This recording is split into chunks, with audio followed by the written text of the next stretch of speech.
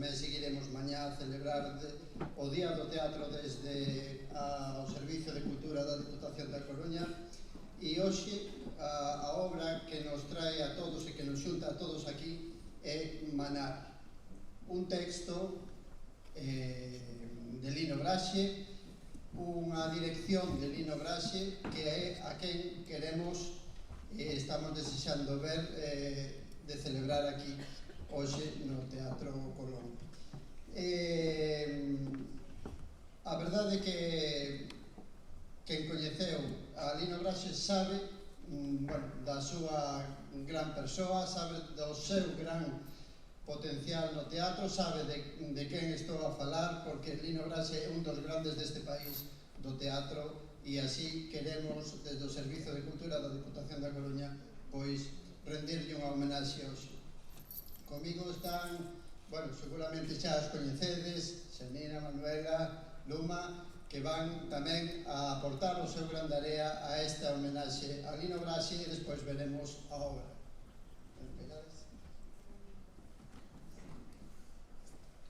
Saúdos, boa tarde. Eu non controlo moito de micros, espero que me escoiten ben.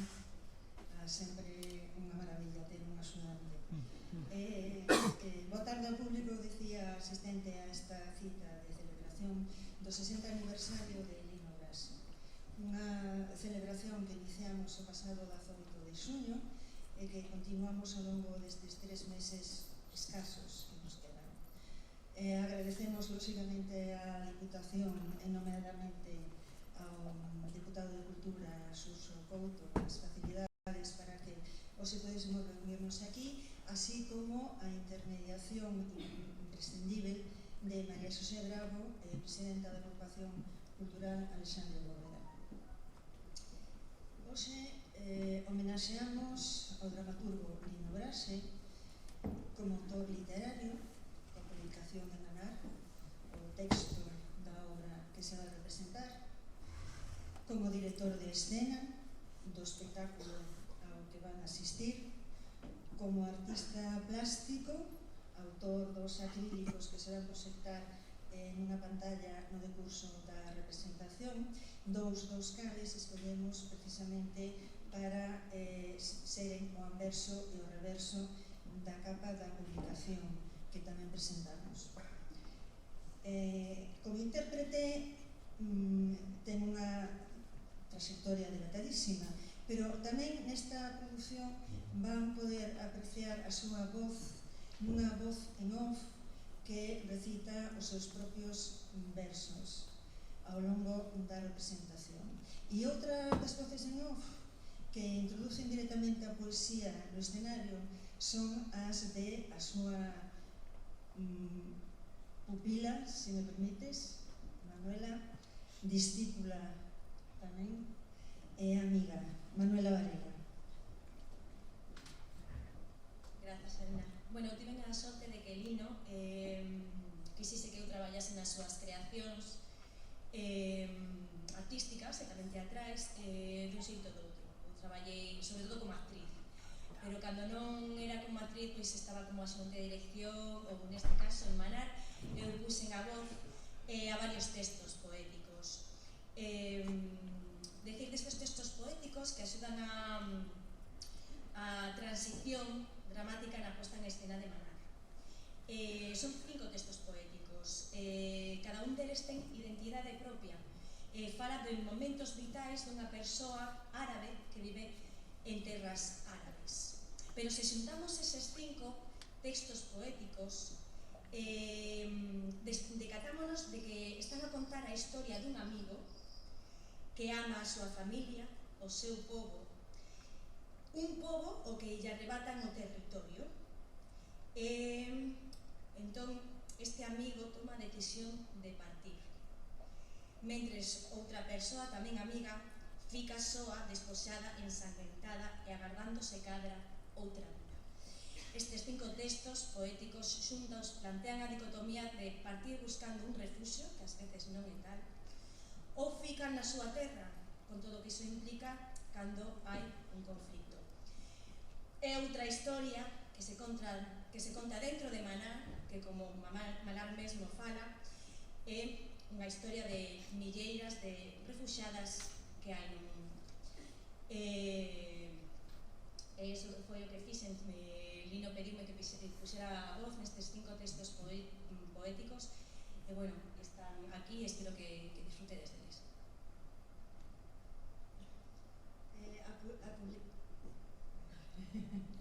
A publicación que presentamos recupera o monólogo original denominado Campo Sur, encargado por Eduardo Alonso e Luma Gómez para a súa estrela no Festival Internacional de Ribadavia do ano 2002. Nesa ocasión, no solemne espazo da Igrexa da Madalena, Luma Gómez metíase na pel de Aisha, unha muller árabe que desde o seu esforzado exilio nos contaba de xeito moi condensado e intenso a súa vida gozosamente vivida antes da chegada da barbarie.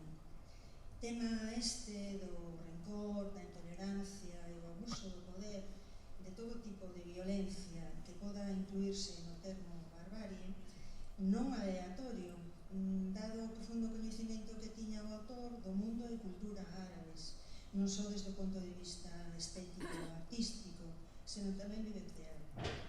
Xa en 1999 publicara o poemario O sangue dos árabes, nos que nos fala coa voz de quen coñece profundamente a realidade dura deses povos desposuídos do seu territorio, pero non da súa dignidade. Sobre Campo Sur, ninguén mellor para falar que a súa actriz protagonista, Luma Gómez. Hola, boa tarde. Campo Sur xurde dunha idea de teatro do noroeste que queríamos tratar o tema dos refuxiados en xeral, pero máis concretamente dos refuxiados do mundo árabe. Sabíamos que Lino estaba moi sensibilizado co tema dos refuxiados, co tema do Sáhara, co tema dos palestinos, é dicir, que Lino se preocupaba e sabía moito deste tema. Entón, foi por iso que lle pedimos a él que nos escribira un texto, porque nós tamén estábamos decididos a tratar ese tema, porque nos parecía importante poñelo en valor para a sociedade galega e para todos aqueles que quixeran ver o espectáculo. Efectivamente, estreouse en Ribadavia no 2002. Xa pasaron máis de 20 anos desde aquela, e Lino volveu a retomar ese texto, cambioulle cousas, fixo diferente para sabela Ermida. Eu facía o espectáculo Eusoa, era un monólogo, clarísimamente un monólogo, sin ninguén máis. Tiña música grabada, tiña algún recitado e algunha canción. Eu mesma cantaba. De repente o espectáculo foi cambiando, enriquecéndose, e o que ides ver agora, Manar, pois é un espectáculo con actriz, pero tamén con músicos, que variou inclusive nos nomes dos protagonistas que están na peza, o interpreta, como dixen, Sabela Ermida. Penso que no meu caso foi un traballo de investigación por parte de todos dese mundo, polo que ampliou máis aínda, se cabe, no de Manar, que ten músicos en directo, e resulta un espectáculo algo menos íntimo do que eu facía, que era eu soa. Nada máis, recordar a Lino, o meu querido Lino, que nunca esquecerei, porque a miña relación con el viña xa de lonxe cando fixemos Campo Sur. Traballamos xuntos, el de actor, eu de actriz, traballamos xuntos, el de director, eu de axudante de dirección no Handel. É dicir, que temos unha historia en común bastante grande, non? Tamén gamberreábamos moito xuntos nas xiras e nesas cousas, non? Nada máis, a miña lembranza sempre Lino.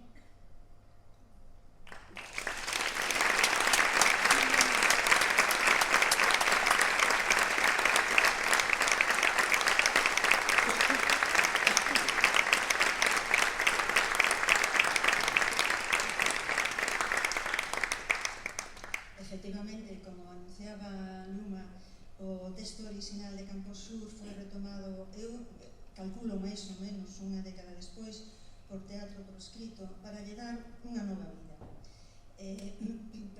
Modificándose o nome en Manar, a derradeira caravana, e realizando unha proposta escenográfica de difusión de moitas artes teatrais, en a que a música e a danza acadasen un estatus non de simples acompañamentos, senón de vinculación narrativa. O texto foi posteriormente traducido para a súa estrea no Teatro Tribuñe de Madrid en 2015. Daí o motivo da edición bilingüe, preciosa, permítanmo decir. Aproveito tamén, con respecto a este deseño da edición, agradecer a Rita Gasalla, a Inma, a Fe Sierra e a Paula Esteban ter posto o seu talento e profesionalidade ao servizo deste proxecto editorial. Hoxe fechase o percorrido de Aisha, Manar no noso país. Esa muller árabe que nos lanza unha mensaxe dolorosamente actual. Só nos queda desexarles que gocen, deixándose levar por ela nesta súa derradeira caravana. Obrigada.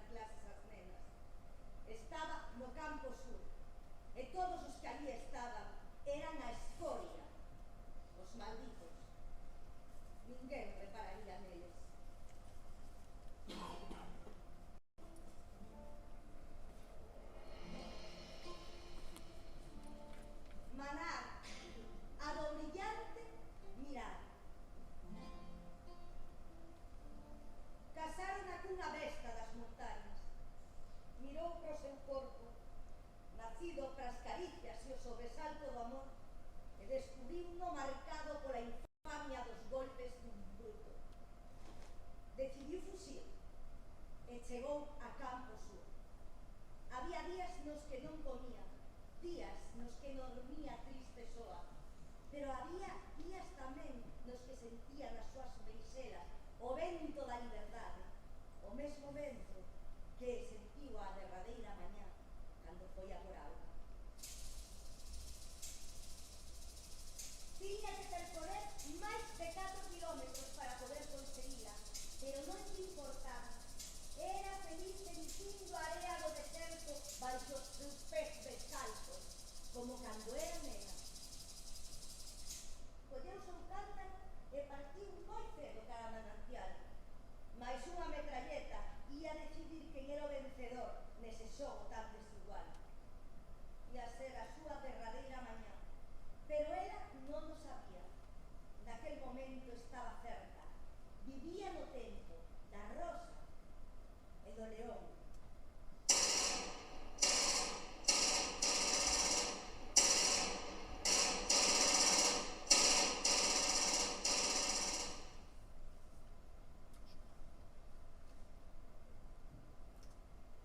تنزع صورة صديقي هي ماء البحر الراتب الحواس A imaxe do meu amigo يدعو إلى صداقتنا refresca a auga de mar que arrebata os sentidos. El proclama a nosa amizade a todos os homes e mulleres da aldea. E eu entrego unha rosa do deserto aos que nos invocan, وأنني porque é tanto o seu amor polos seus, لمن tanto يتبعه. que lle doi cada presa de area de territorio a له arrebatar. حبا كثيرا ما يجعله يتألم من كل كفنة رمل مسلوبة.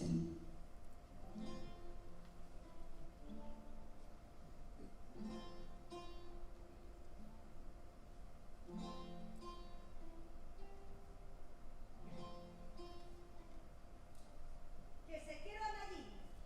Pois claro que o quero, pero pasaron tantas cousas, sinto tanta dor.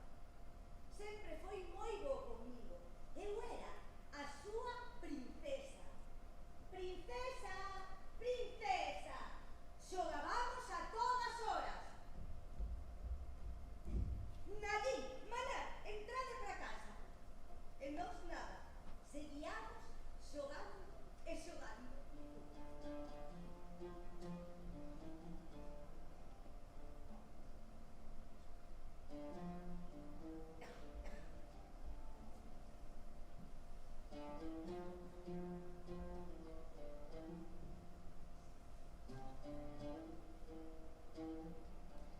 Na casa tratábamos a todos por igual, a Nayín, a min e os máis cativos, a Andy e la viva. Vaya trastes. Ai, pobre Andy.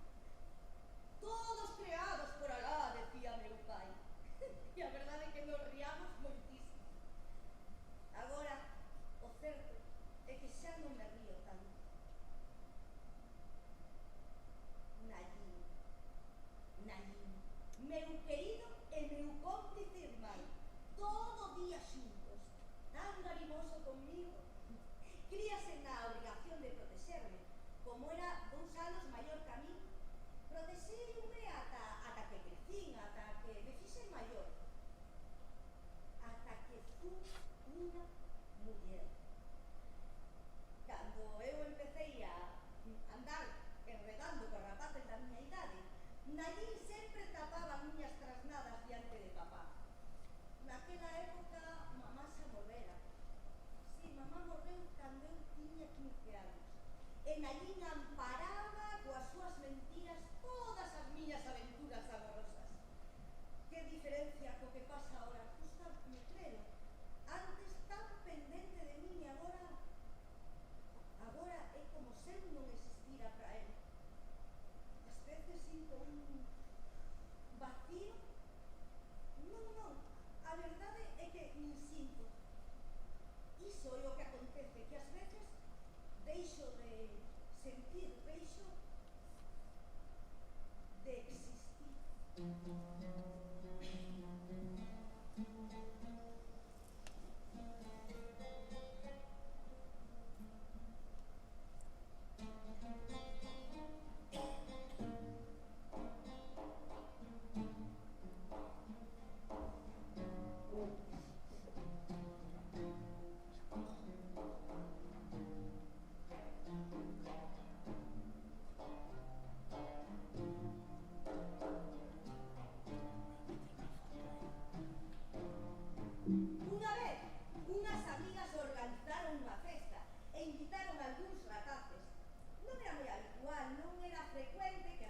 e rapaces dunha mesma idade puidésemos charlar e bailar sen a presenza dos adultos.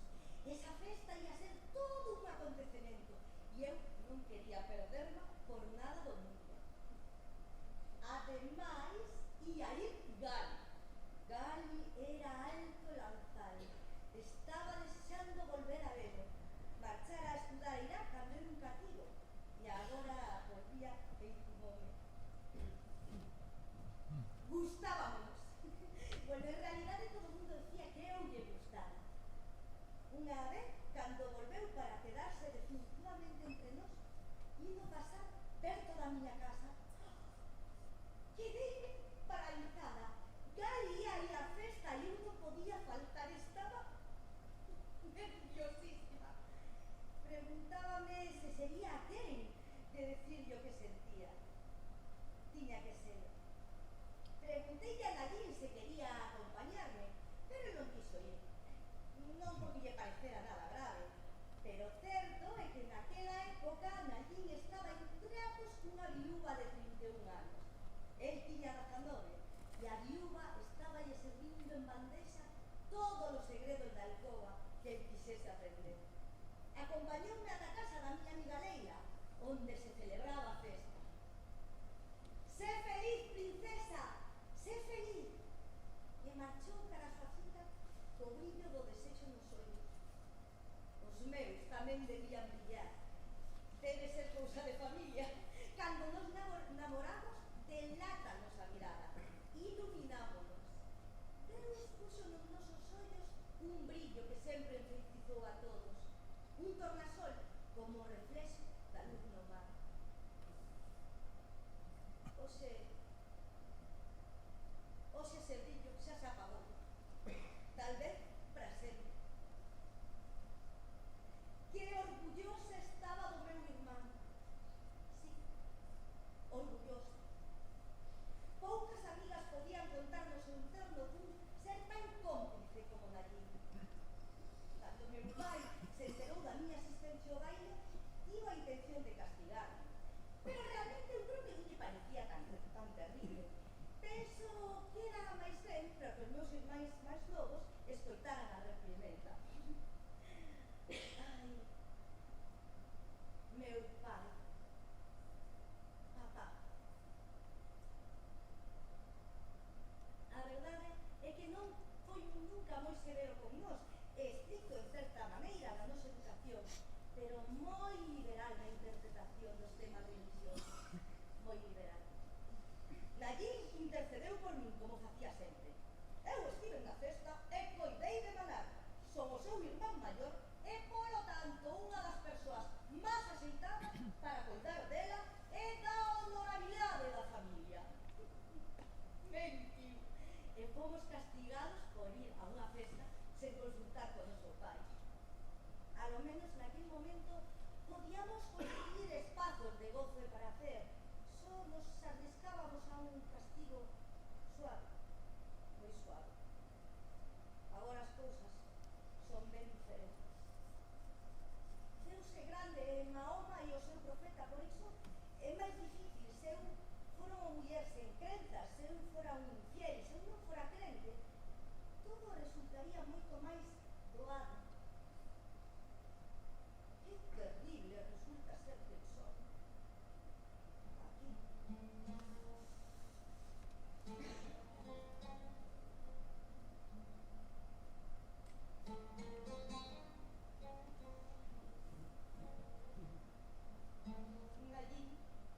Nadine, meu querido e meu cómplice irmán, como podes formar parte desa secta de violentos?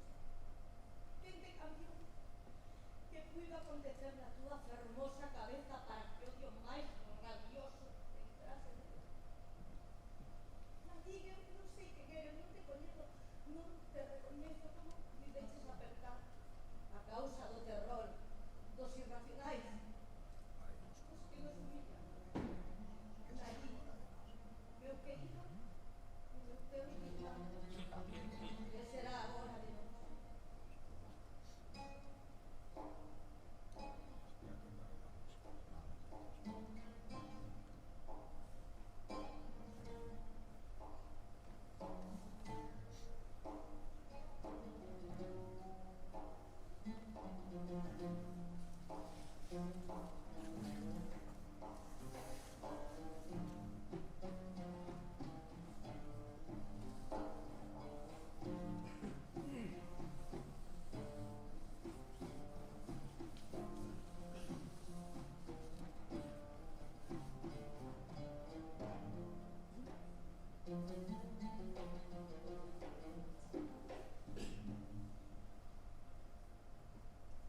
عند شروق الشمس يبتسم صديقي لكل ما يسلم عليه A من saída do sol, الأطفال o والطفلات. meu amigo ten un sorriso para todos os nenos e nenas que o saúdan.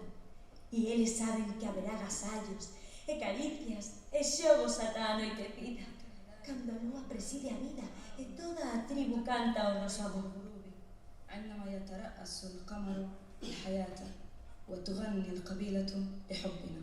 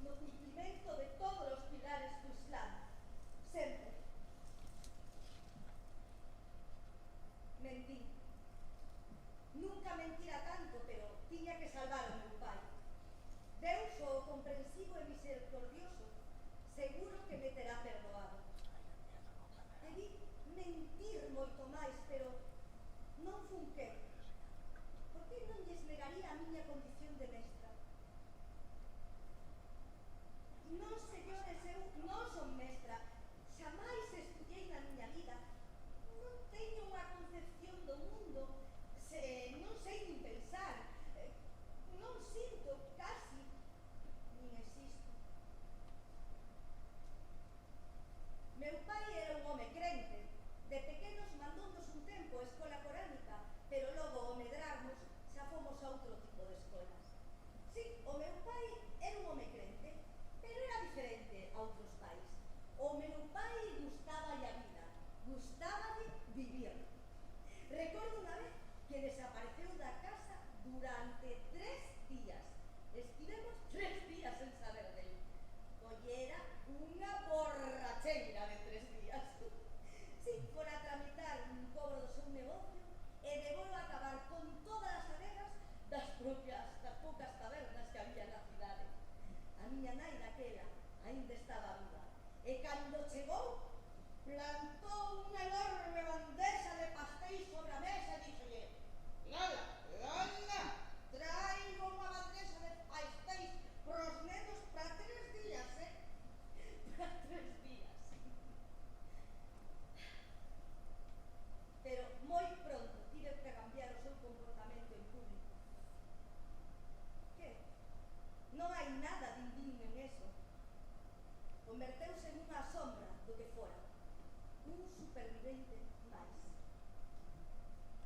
Recordo outra vez que a miña amiga Leila entrou na casa lucindo o velo.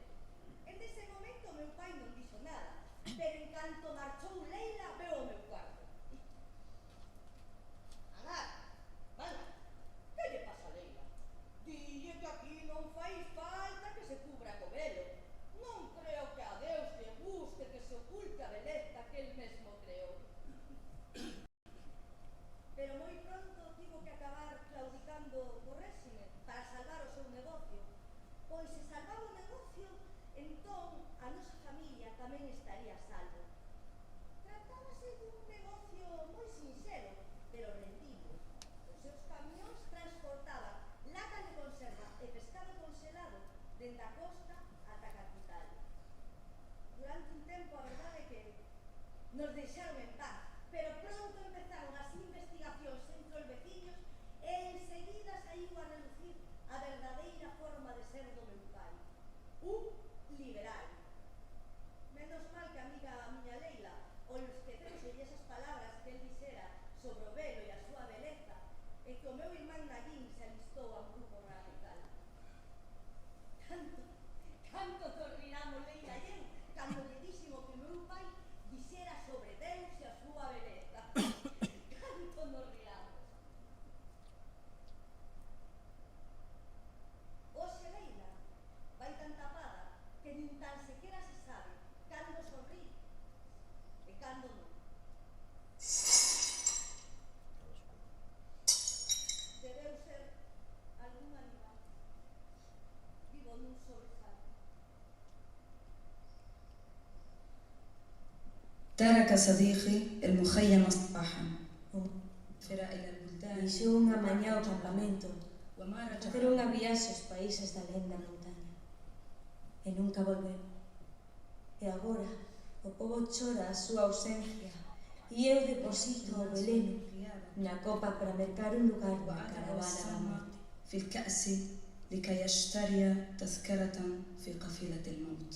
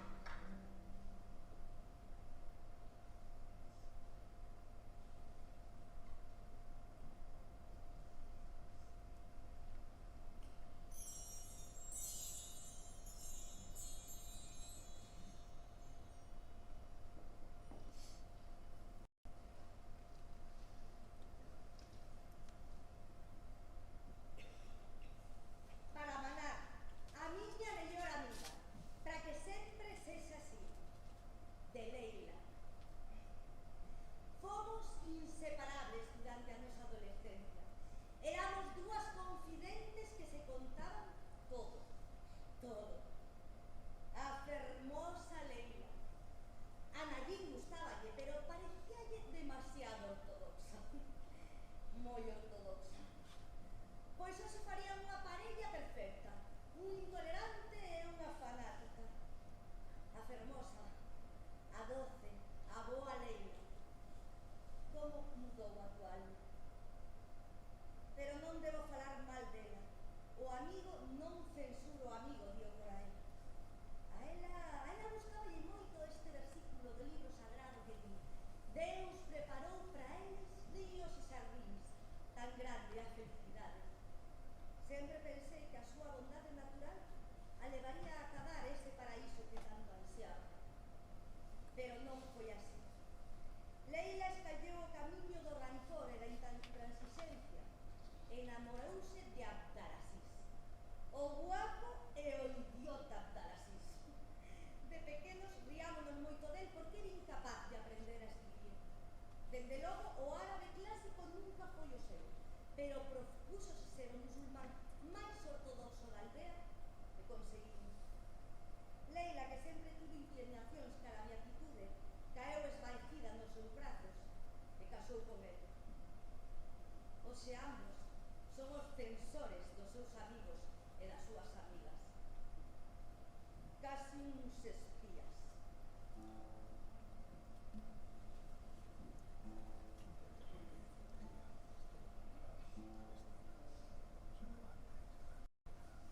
Yusef. Recordo que Yusef tiña que escribirle á miña casa porque na súa non se podían percatar daquel amor. Escribírale dende a man.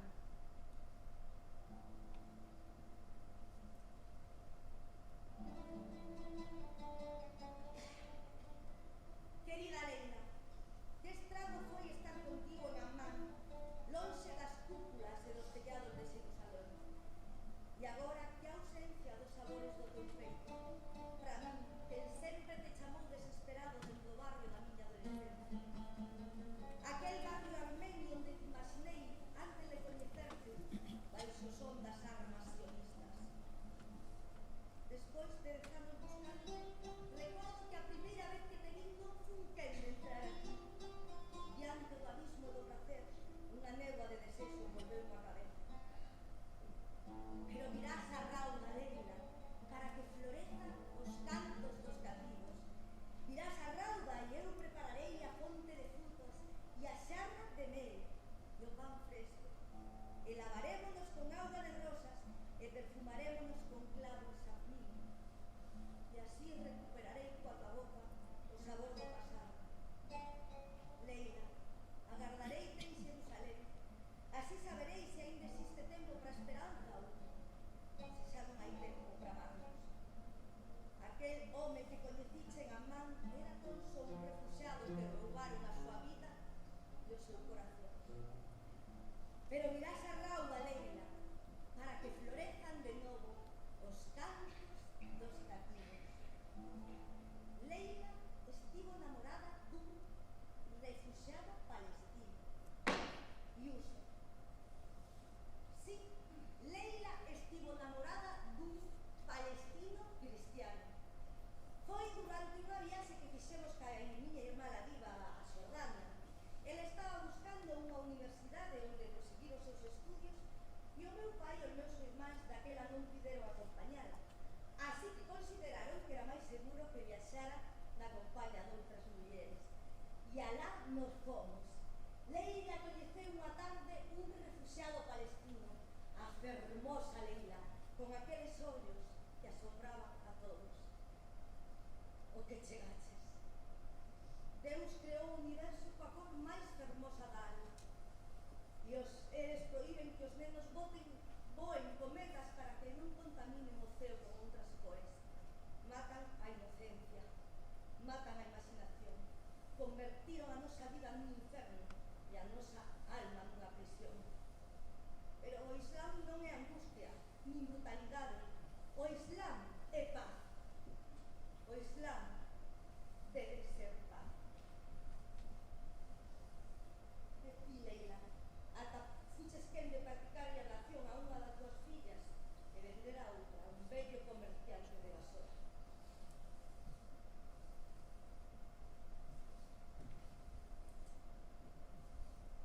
يا صديقي غدني بالمجد وبالرمل المحبوب Amigo, ما دمت أنا cúbreme de مصطلح gloria e de area amada, الآن agora que xazo ante ti, abrasada polo calor de agosto, ensanguentada وأنا e محترقة desposada de todo esplendor.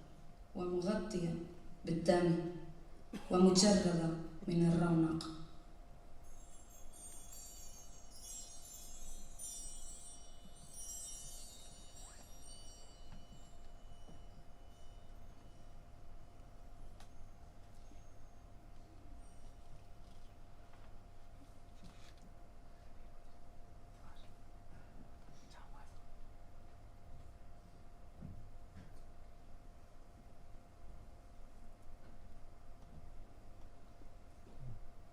Unha mañana que Breiki saiu a cazar como facía todos os días, atopouse a un león que falaba.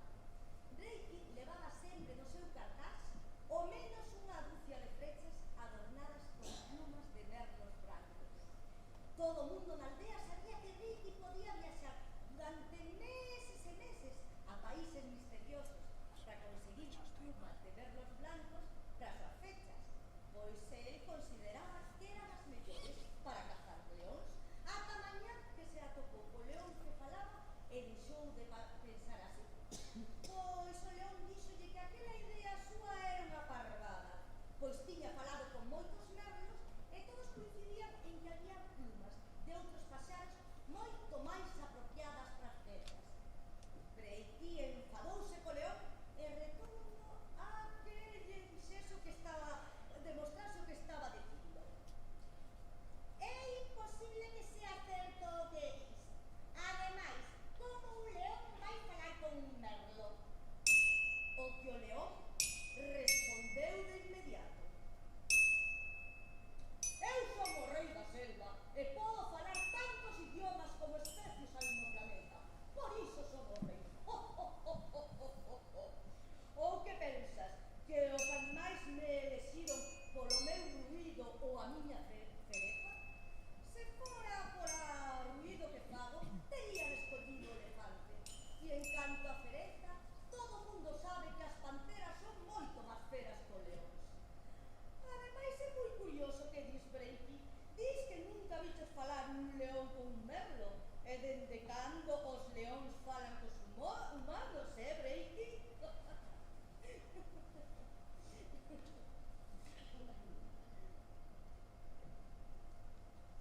Omar era un bo home. Del aprendín todo o que sei. A historia de Breiki o león contou a él cando eu era cativa. E despois cos anos eu repetín de centos de veces as miñas alumnas. A verdade é que Omar foi o primeiro que se decatou que o meu era en o ensino, pola forma que eu tiña de explicarlle as leccións ás miñas compañeiras.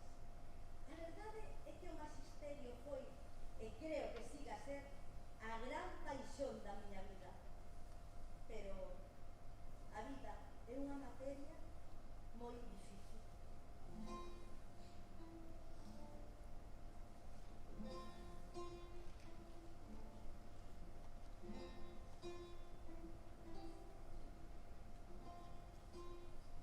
Nunca cheguei a asimilar que fora vostede que firmou aquel papel. Queda inhabilitada para dar clases ás nenas na escola. Era a súa firma. Non o podía creer, desexei que fora un erro, roguei para que fora unha falsificación, pero non o era. Era a súa asinatura. Como me doeu a súa traición. Eu confiaba tanto en vostede, de vostede aprendín todo o que sei. O meu ensino, o meu amor por él, ven de vostede. Mana, tes unha gran capacidade de expresar as leccións, de captar a atención de todos aqueles que te escoitan. Iso me decía. E eu sentíame tan fachendosa.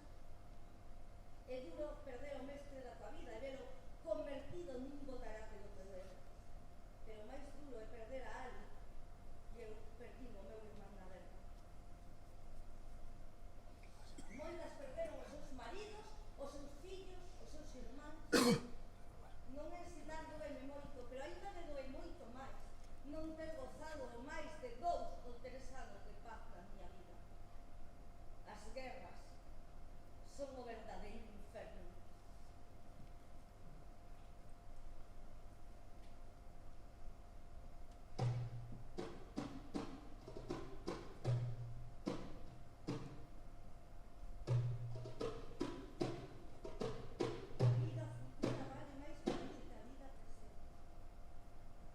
A vida futura vale máis para ti que a vida presente.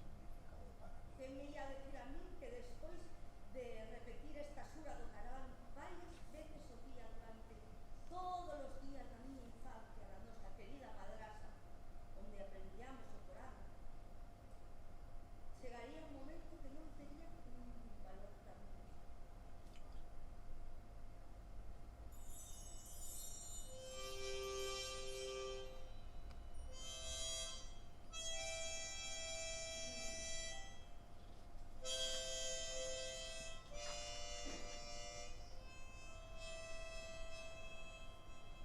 Agora, agardo no interior do seu corpo unha nova calor que afenta as miñas ansias, unha outra visión que me aproxima á orixe da vida.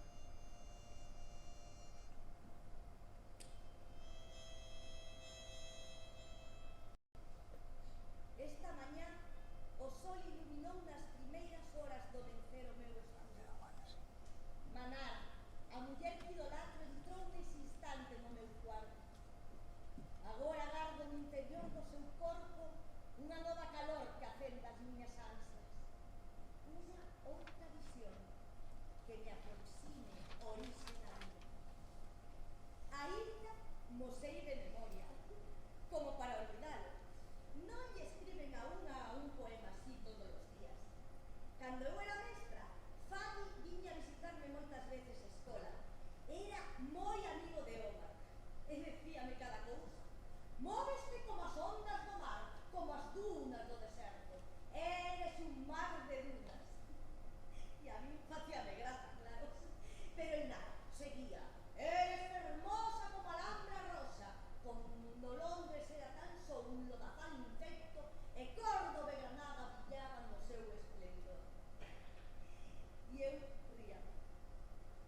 Gardo un recordo moi feliz daqueles días, pero Fabi levábame demasiados anos. Eu necesitaba volar, vivir. Que fermoso e o sol da nosa terra. Se non fora por este sol, que íamos facer neste campo de refugiados? Vou cansa. Ás veces desearía que as sombras do destino me envolvesen para sempre. Pero non. Ten que seguir. Inda que está moito por facer. Esperanzas que ansellar, palabras por soltar.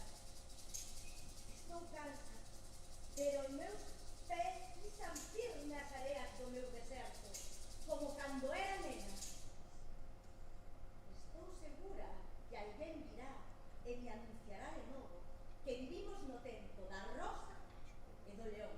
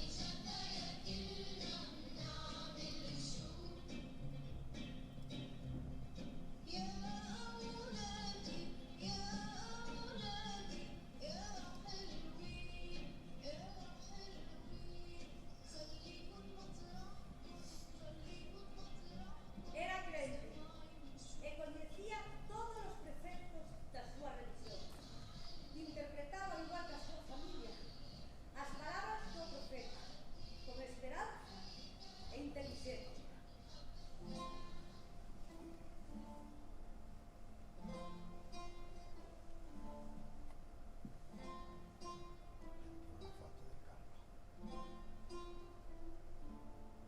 Era muller e de nena ia todos os verdes a mezquita. Despois estudiou para mestra. Dende as aulas ensinaba aos nenos e as nenas o entendimento, a concordia e o felicísimo sabor da paz.